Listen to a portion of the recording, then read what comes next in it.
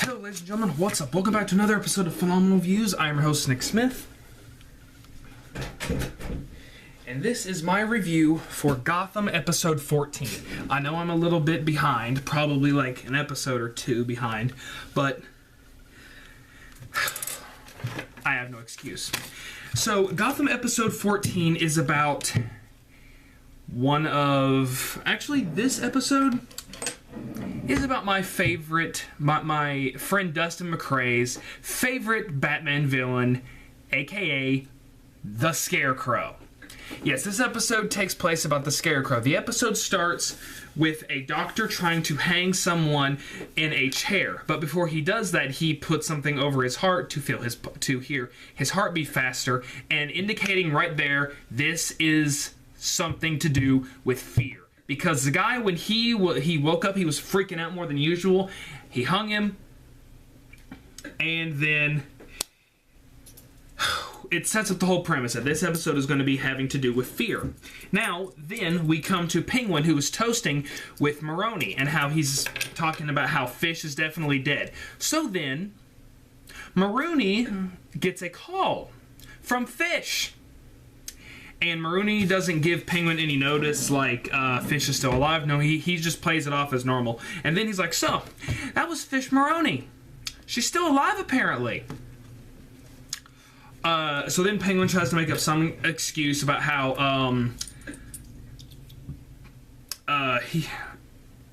Actually, no, that doesn't happen yet, no.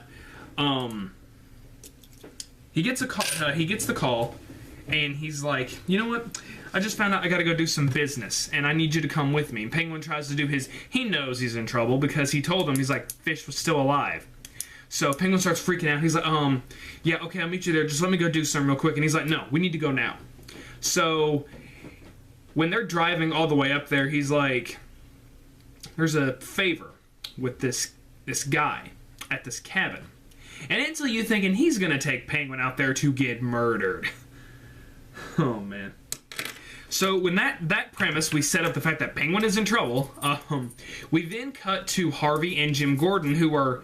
Well, actually, we cut more to Harvey first, who is... This takes place after when Flash has been arrested.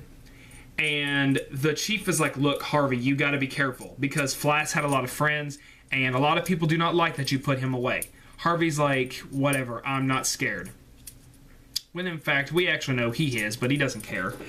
Jim goes back to Barbara's place, and we discover that Selena is there. And he's like, okay, you can't be here, I'll take you somewhere safe. He's like, well, I gotta keep you safe until you tell us who shot the Waynes. And he once again she tells Gordon that I lied to Bruce. I lied, I didn't see anything. She runs. So when after all this has happened, Gordon goes to Bruce, and he's like, I just ran into Selena. Bruce is like, I know, she lied. I'm going to do this investigation myself. I relieve you from your promise. You don't have anything to worry about anymore. So, with this, he's like, Bruce cannot do this on his own. Why is he doing it? And Alfred's like, you might as well stop, because when Bruce makes up his mind, it's done. And that actually is true. When Bruce makes up his mind, he's gonna do it. And it starts to show us on how independent Bruce is, and also how he's the frickin' Batman. We then get Penguin and Marooni, who are at the cabin. And before Marooni tries to kill him, he's trying to get Penguin to admit to the truth. So he starts playing, he's like, let's play a little game. I'll tell you a secret and you tell me one. And he tells him, he's like, Fish Mooney's still alive. And then we get this whole thing about like how Penguin's starting to get nervous, and it continues on until he's like, no more secrets. I'm gonna go get some air. So, actually, no. Before that, he's like, look, I'm gonna go get some air. You wait for this guy. Then when he comes back, before he gets back, Penguin finds a gun in Marooni's bag. And then he's like, do you have any more secrets? It better be a good one. He's like, I took your gun. That's a good secret. Here's my secret. That gun has no ammo in it. I knew you would take it. So, Penguin is screwed. And, but, who knows? Who knows what's going to happen? We then come back to Harvey, who is talking to the or someone who knew the victim, and she's talking about she's in a group of phobias, and about how no one really knows anyone in this group. So Harvey's like, okay, I'll after work I'll come by and I'll see this group, and I'll try and figure out things from there. She's like, okay, that would be great. So while this is going on, someone leaves their apartment, and we notice he is approached by the same person who hung the guy. He has a pig this time, and he kills him. But before that, he puts the thing on his chest. He hears his heartbeat go.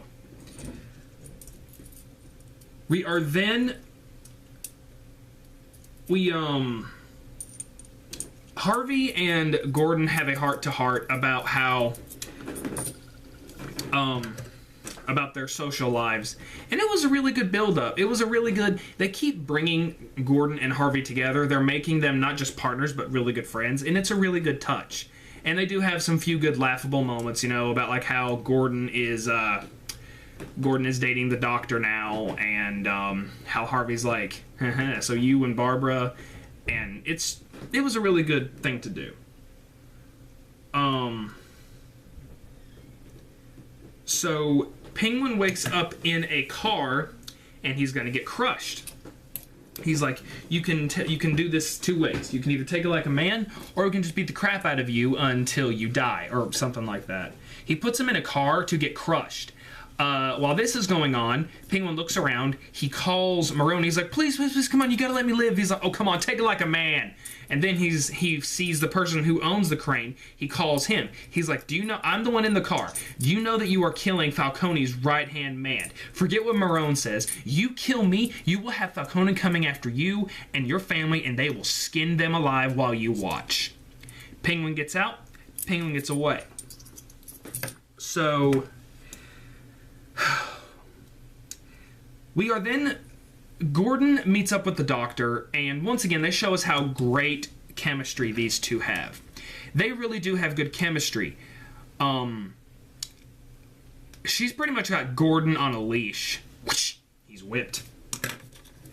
Barbara wasn't really in this episode, but like the last couple of episodes Barbara has been in, she's been trying to I think she's been trying to make Gordon jealous to come back to her with Ivy and Selena's help.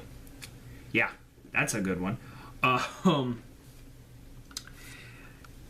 Nigma is this whole story. Nigma is wanting to do the whole body analysis thing, the autopsy, and he gets caught doing it. He gets suspended. He goes and tells Miss Kringle, and they are really building up a good relationship between Nigma and Miss Kringle. And Miss Kringle in the beginning of the season, she thought he was creepy, but I mean, who wouldn't think he's creepy? The dude's creepy and he's weird. But as more and more went on, she smiles every time he sees her. And she's like, I'm sorry that you are suspended. I wish I could do something about it. He gets his job back by putting dead body parts in the autopsy person's locker and gets him fired. So Riddler gets his job back. The doctor gets the autopsy job. And thus Gordon and her are working together.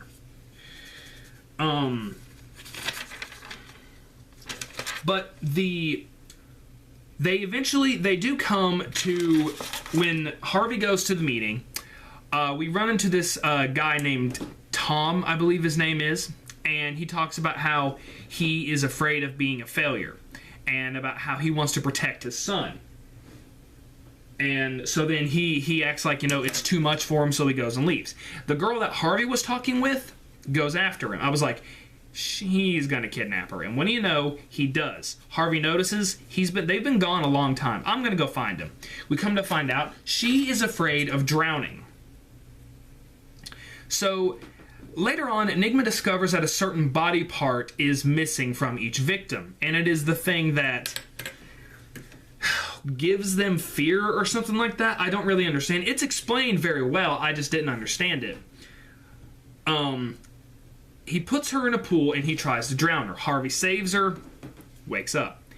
Before that, and I thought this was Scarecrow. Like, it was like, wait, what's going on? He's too old to be Scarecrow. Then this kid runs in. He's like, Dad, and he's like, Jonathan, stay back. I was like, that's Scarecrow. This was Scarecrow's dad. And he's like, look, all this is going to be for the greater good, but I need you to go do something. So, you know, he leaves. We come to find out that he is... That's for the next episode. But with this, after Penguin survives, Penguin goes back to Marooni. Marooni gives him the bar, Fish's bar. And this is pretty much going to be called the Iceberg Lounge. And it was just a good... I've been waiting. They've been building up to that he's going to get that place, and that's going to be the Iceberg Lounge. It was a really good thing to do. It was really good development for Penguin. But guys, put in the comments below, what did you think about the fact on how they are building up the thing with Fear and with the Scarecrow? I thought it was done really well. It was a good plot twist. I thought that was going to be Scarecrow, but nope, it was the kid. So guys, this has been another episode of Phenomenal Views. Tell me what you think about it, and I will be here for the next episode of Gotham.